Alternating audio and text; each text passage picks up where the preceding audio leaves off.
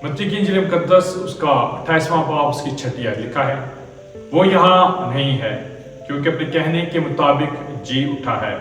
आओ ये जगह देखो जहाँ खुदावंद पड़ा था।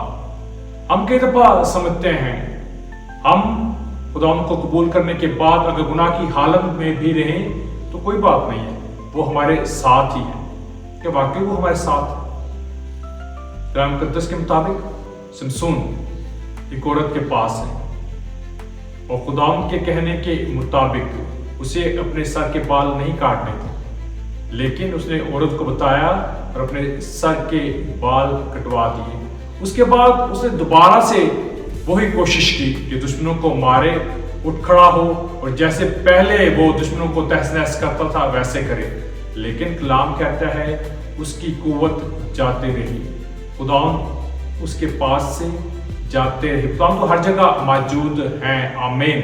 लेकिन जब मैं इस जुमले को बोलता हूँ खुदावंद उसके साथ ना रहे तो इसका मतलब है कि उस तौर पर खुदावंद उसकी जिंदगी में काम करते हुए नजर नहीं आते। अब वो मुर्दा हालत के अंदर है, लेकिन वो मुर्दा हालत में होने के बावजूद ये समझ रहा है कि खुदावंद यहाँ ही मौजूद है, खुदावंद मेरे साथ है। यहाँ पर लिखा है वो यहाँ नहीं है।